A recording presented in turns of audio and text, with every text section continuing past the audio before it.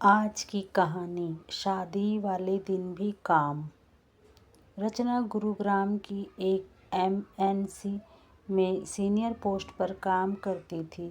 उसके परिवार में उसके पापा योगेश जी और मम्मी गीता थी। एक दिन वह ऑफिस जाने के लिए तैयार हो रही थी।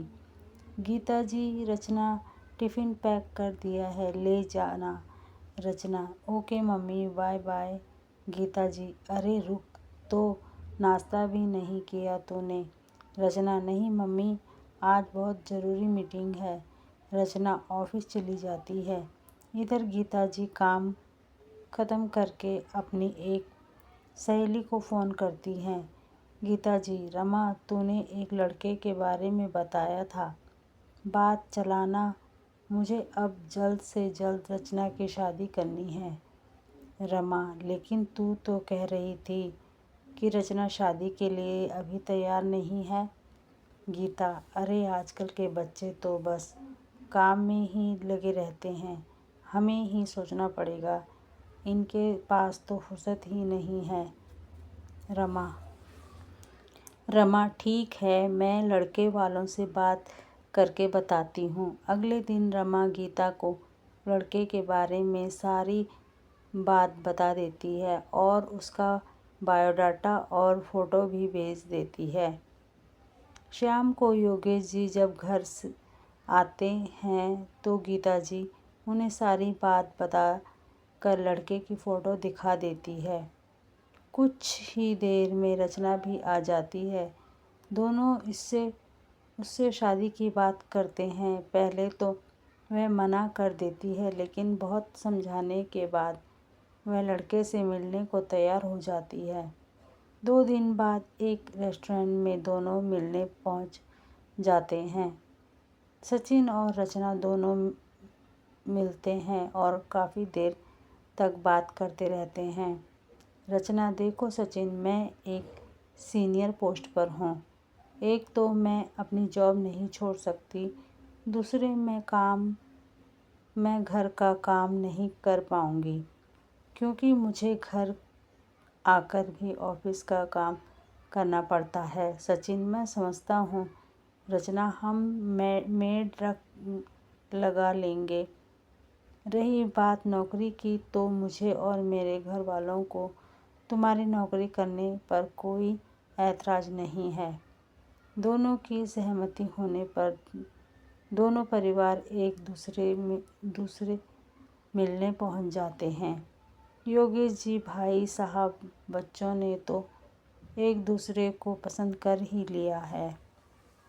अब आप भी बता दीजिए। राजेश जी, भाई जब बच्चे मान गए तो भला हमें क्या ऐतराज़ है। आप अच्छा सा मुहूर्त निकलवा लीजिए। 4 महीने बाद शादी तय हो जाती है। इधर रचना की कंपनी को बड़ा प्रोजेक्ट मिलता है, जिसकी जिम्मेदारी रचना को सौंप दी जाती है। एक दिन रचना ऑफिस से घर आती है। गीता जी, बेटी, अब शादी में केवल 20 दिन बचे हैं, तू अब ऑफिस से छुट्टी ले ले। रचना, माँ, मैं तो केवल शादी में 2 दिन की छुट्टी ले पाऊँगी। इस समय मेरा बहुत ज़रूरी प्रोजेक्ट चल रहा है। अगर यह काम नहीं सही से हो गया तो मेरा प्रमोशन हो जाएगा।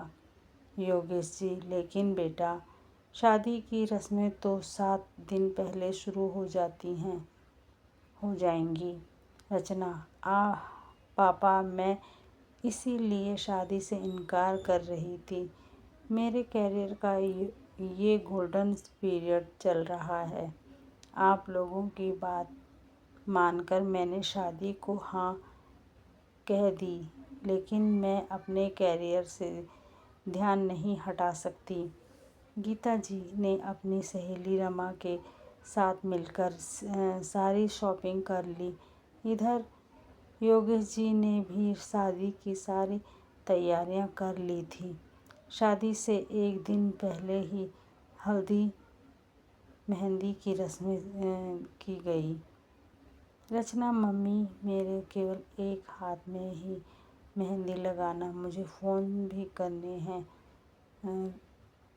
मेहंदी और हल्दी के बीच में भी रचना फ़ोन पर ऑफिस में काम समझा रही थी।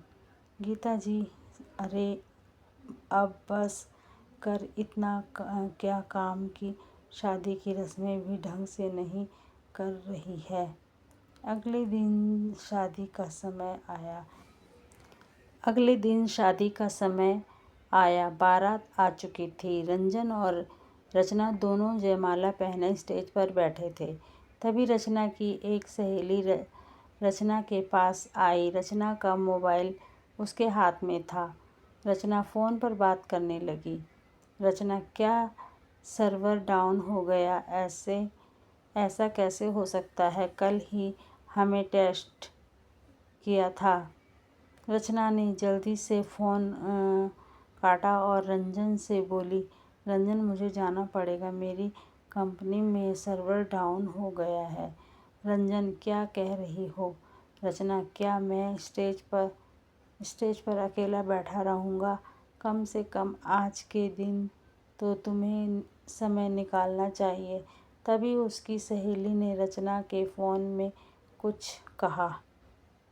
रचना, अच्छा रंजन, लेकिन मुझे काम तो करना पड़ेगा। मैं यहीं बैठकर अपना काम निपटा लेती हूँ, फिर हम फेरों के लिए चलेंगे। रंजन, ठीक है, अगर इतना ही ज़रूरी है तो मैं तैयार हूँ। रचना फ़ोन पर कुछ ज़रूरी बात करती है।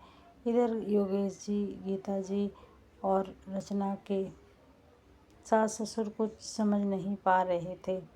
योगेश जी, रंजन बेटा, क्या बात है? अचानक क्या हुआ? रंजन, कुछ नहीं पापा जी, रचना को कुछ ज़रूरी काम है।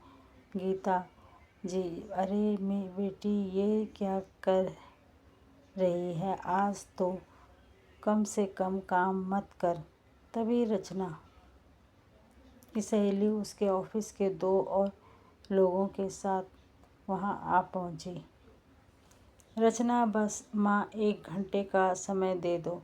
रचना वहीं स्टेज पर बैठकर लैपटॉप पर काम करने लगी।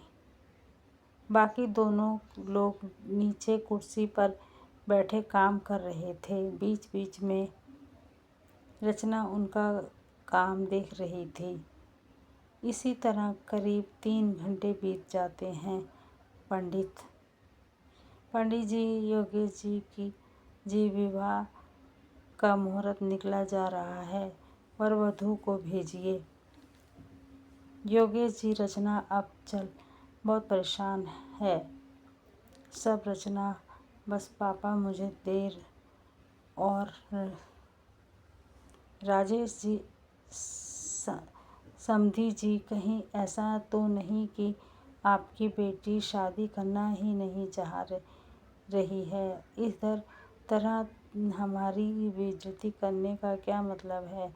हम सब और इंतज़ार नहीं कर सकते? रचना, माफ़ कीजिए अंकल जी, मैंने पहले ही कहा था कि मेरे लिए मेरा काम ज़रूरी है। राजेश जी, चल बेटा, हम चलते हैं, अब मैं यहाँ 1 मिनट नहीं रुक सकता। योगेश जी, नहीं साथी जी, ऐसा मत कीजिए। रंजन, पापा, मैं तो रचना से ही शादी करूँगा। जो लड़की काम के लिए अपनी शादी की परवाह नहीं कर रही, वह कभी भी अपने फ़र्ज़ से पीछे नहीं हटेगी। राजेश जी चुप हो जाते हैं। कुछ ही देर में सर्वर काम करने लगता है। उसके ऑफिस के लोग वापस चले जाते हैं। रचना, अंकल जी, मुझे माफ़ कर दीजिए, लेकिन अगर आज मैं ये सब नहीं करती तो मेरी कंपनी को बड़ा नुकसान हो जाता। शायद कंपनी बंद हो जाती। उस कंपनी में करीब 300 लोग काम करते हैं। उनका क्या होता? मेरी शादी भले ही टूट जाए, लेकिन मैं उन लोगों की नौकरी जाते नहीं देख सकती। राजेश जी, बेटी, मुझे ये सब पता नहीं था। मेरे जैसी बहू पाकर हम धन्य हो गए। तेरे जैसी बहू पाकर हम सब धन्य हो गए। और हाँ, मुझे अंकल नहीं पापा कहना सीख लो। यह सुनकर सब लोग हंसने लगे। रचना उन्हें देखकर शर्मा गई।